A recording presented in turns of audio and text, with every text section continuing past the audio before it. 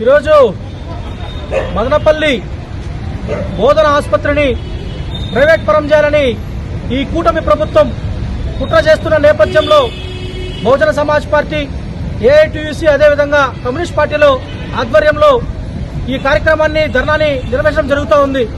కూటమి ప్రభుత్వం ముఖ్యమంత్రి చంద్రబాబు నాయుడు గారు గతంలో ప్రతిపక్షంలో ఉన్నప్పుడు మదనపల్లికి వచ్చిన సందర్భంగా అనేక రకాలైనటువంటి హామీలు ఇవ్వడం జరిగింది. మెడికల్ కాలేజీని పూర్తి చేస్తామని చెప్పడం జరిగింది. బీటీ కళాశాలను యూనివర్సిటీ చేస్తామని చెప్పడం జరిగింది. అందరినీ నీళ్లు తీసుకుని వచ్చి సాగునీరు, తాగునీరు మదనపల్లి పట్టణానికి ఇస్తామని చెప్పడం జరిగింది. ఇలాగ అనేక హామీలు ఇవ్వడం జరిగింది. అదేవిధంగా లోకేష్ గారు వచ్చిన సందర్భంగా టొమాటో ప్రాసెసింగ్ ఏర్పాటు చేస్తామని చెప్పడం జరిగింది. అదేవిధంగా మదనపల్లి జిల్లా చేస్తామని చెప్పడం జరిగింది. ఇవన్నీ కూడా పోతూ ఒక్కొక్కటిగా మదనపల్లిలో ఉన్నటువంటి వ్యవస్థలన్నింటినీ కూడా, సంస్థలన్నింటినీ కూడా ప్రభుత్వ పరం నుంచి ఉన్నటువంటి అన్ని సంస్థలను ప్రైవేట్ వ్యక్తులకు దారదత్తం చేయాలని, తన సొంత సామాజిక వర్గాలకు దారదత్తం చేయాలని చెప్పి ఈ రోజు నారాయణ ఏదైతే మంత్రి నారాయణ విషయం నారాయణ కానీ, అదేవిధంగా ఏదో విజయభాస్కర్ చౌదరికి అని చెప్పి అనేక ఊహాగానాలు మదనపల్లి ప్రజల్లో వస్తా ఉన్నాయి. ఇవన్నీ కూడా కూటమి ప్రభుత్వం, ముఖ్యమంత్రి చంద్రబాబు నాయుడు బాధ్యత వహించాల్సిందిగా మేము కోరుతా ఉన్నాం. ఎందుకంటే ఈ మదనపల్లి నియోజకవర్గంలోనే కాకుండా ఈ చుట్టుపక్కల ప్రాంత ప్రజలందరికీ కూడా ఈ మదనపల్లి ప్రభుత్వ ఆసుపత్రి ఇక్కడ ఉచితంగా వైద్య సేవలు అందిస్తా ఉంది. ఎన్నో సంవత్సరాల ఘన చరిత్ర ఈ మదనపల్లి ప్రభుత్వ ఆసుపత్రికి ఉంది. ఇలాంటి ప్రభుత్వ ఆసుపత్రిని కూడా మీరు ప్రైవేట్ వ్యక్తులకి, మీ సామాజిక వర్గాలకి దారాదత్తం చేసి కోట్ల రూపాయలు దండుకోవాలని చూస్తా ఉన్నారంటే ప్రజల వైద్యాన్ని కూడా మీరు అడ్డం పెట్టుకుని కోట్ల రూపాయలు తీసుకోవాలని మీరు అనుకుంటా ఉన్నారు.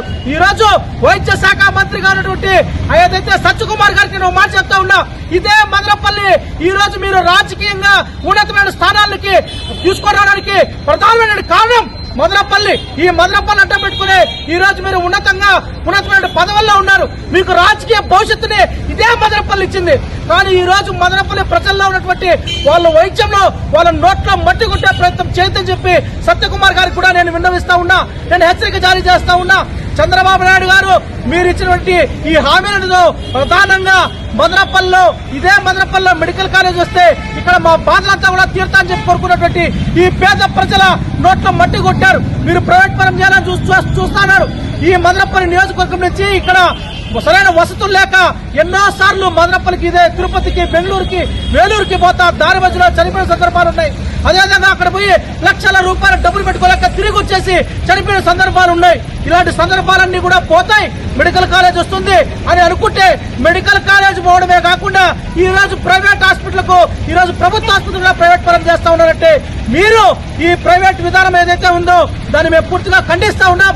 మదనపల్లి ప్రభుత్వ బోధన ఆసుపత్రిగానే ఉండాలి, ప్రభుత్వ ఆసుపత్రిగానే ఉండాలి.